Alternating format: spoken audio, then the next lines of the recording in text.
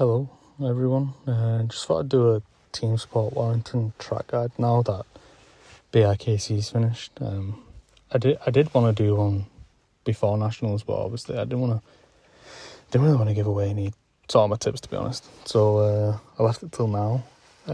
This is coming from a heavyweights perspective, so there's going to be probably minor differences between lines that you'll take and the way that you can take a corner.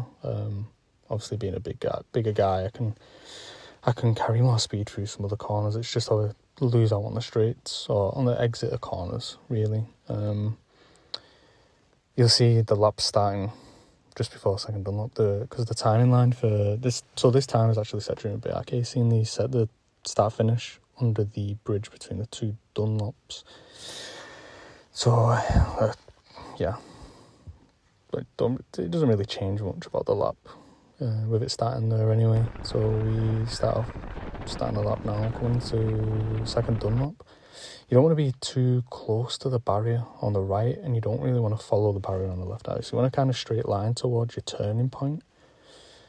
Which we'll move on to now. So you want to start turning in about here. You don't want to get too close to the barrier. You want to leave about probably just less than a calf's width on your left towards the barrier.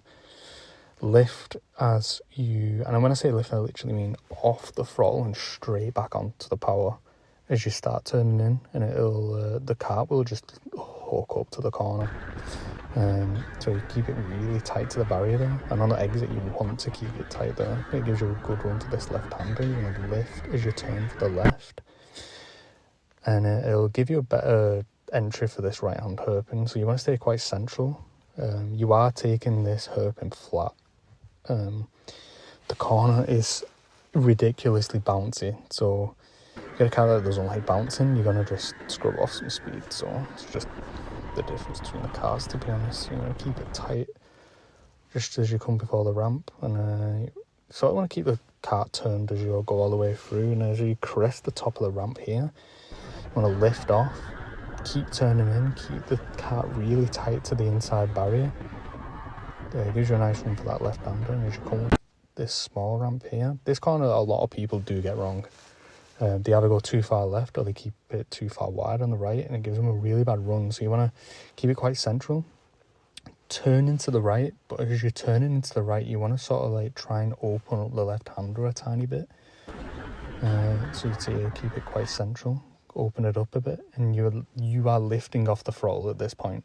And it's the same as Century Sim. You're off the throttle and straight back on and just keeping the power in. This barrier here, you can actually hit the barrier and it'll somewhat move. Obviously you don't whack it, but you can get tight and then let the cart run out a bit wide. You don't have to use all the track depending on the cart's grip. And as the front tyres hit the bottom of that small down ramp is where you want to hit the brake and turn.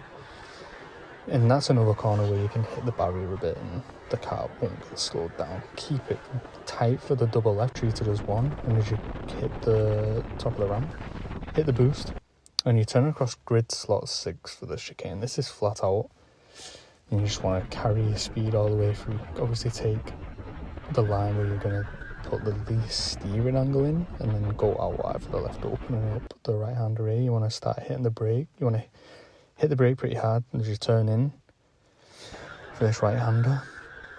Hit the apex halfway around the corner, and then you don't really want to use all the track on exits. I don't want to hit all the track there. You want to be slightly left and bring the cart slightly right for the left-hander here. And I hit the brakes. I know not everyone hits the brakes though, but hit the brakes for the second hairpin.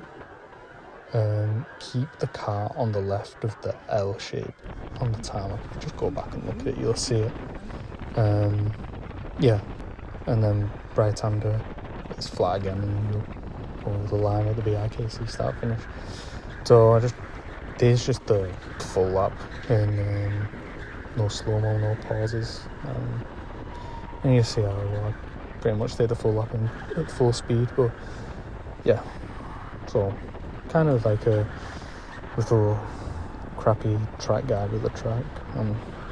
My editing skills aren't great, so don't be expecting me to put arrows and whatever on the track. I just sort of talk about how I take the lap, to be honest. So hopefully there's some tips that help you get quicker. I'm not the best at explaining it, but yeah. Good to see if anyone improves any of the lap times taking these tips, and yeah, see you around.